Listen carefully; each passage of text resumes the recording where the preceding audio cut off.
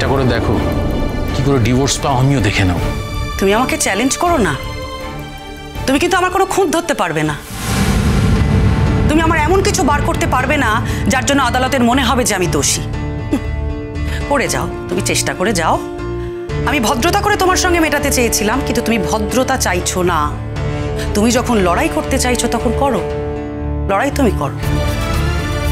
Divorce কিন্তু আমি দেবই, আমি ডিভোর্স ফাইল করবই। আর তোমার পরিচয় থেকে আমি নিজেকে বার করে আনব। আমি কারো স্ত্রী, অথচ কোনোদিনও সে আমার কোনো দায় দায়িত্ব নিল না, তো সেই পরিচয় আমার তো দরকার নেই। বাবা, কে এসেছে রে? স্বতন্ত্র বোসের বন্ধু এসেছে। মাইরি, তোমার বৌদির এলেম আছে। হ্যাঁ, বাড়িতে থেকে একটা লোককে কিরম পাকড়ে ফেললো। হ্যাঁ, আর সে লোকও তো কামাল করে দিল। এত বছর ধরে তোমার বৌদির দেখভাল করলো, তার ছেলে মেয়েদের দেখভাল করলো, কিন্তু আর তো এসব ফষ্টি নষ্টি চলবে না বাবা। এখন তো কেসের মধ্যে অয়নদীপ চ্যাটার্জি ঢুকে পড়েছে না। এবার তো আর কেস এত সহজে মিটবে না বাবা। তার মধ্যে আবার অ্যাডাল্ট্রি করে ফেলেছে। তোমার বৌদিকে হাজার সেলাম। হ্যাঁ, এই বয়সে ছেলে ধরে রাখার ক্ষমতা তো ভালোই আছে দেখতে পাচ্ছি। মানে পাক্কা ছেলে ধরা। তার সংসর্গের থেকে তোমারও নিশ্চয়ই অনেক উন্নতি হয়েছে। কাকে পাকড়ালে?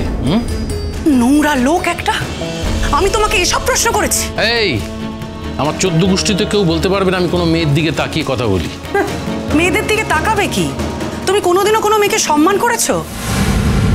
চিরকাল তো তুমি একজন নারী বিদ্বেষী। সারাটা জীবন মেয়েদের শুধু সন্দেহ করেছো, মেয়েদের সঙ্গে খারাপ ব্যবহার করেছো।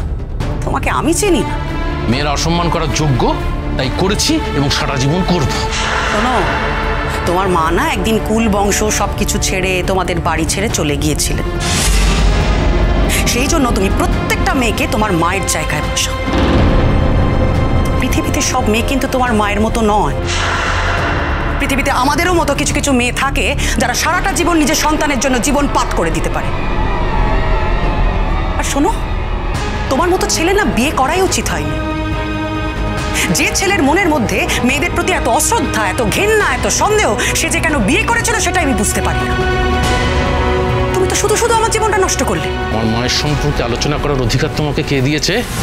কে আর দেবে? হিসেব মতো তো তোমার মা আমার শাশুড়ি হন। আমার তো মনে হয় তোমার বাবাও বোধহয় এরকমই অত্যাচারী ছিলেন। সেই জন্যই তোমার মা কুলবংশ ছেড়ে চলে গিয়েছিলেন। ওনার সঙ্গে যদি আমার একবার দেখা হতো, আমি না ওনাকে জিজ্ঞেস করতাম যে আসল ব্যাপারটা কি একটু বলুন তো। আর এটাও বলতাম যে আপনার জন্যে আপনার ছেলে আমার জীবনটাকে তছনছ করে দিয়েছে। আপনার দায় আমার ওপর সে চাপিয়েছে। আমি যা করিনি আপনি করেছেন বলে তার দায় আমার ওপর এসে পড়েছে। কিন্তু আমি তো কোনোদিনও জানতেই পারিনি তিনি কোথায় থাকেন, কি করেন। তাই সামনাসামনি দেখা করে কোনোদিনও বলতেও পারবো না। যাকে আমার অন্যায় হয়ে গেছে। আমার অর্ধেকটা জীবন তো তুমি নষ্ট করেই দিয়েছো। বাকি যেটুকু বেঁচে আছে সেইটুকু আমি শান্তিতে থাকতে চাই। চিরসখা সোম থেকে রবি প্রতিদিন রাত 9টায় স্টার জলসায় ও জিও হটস্টারে।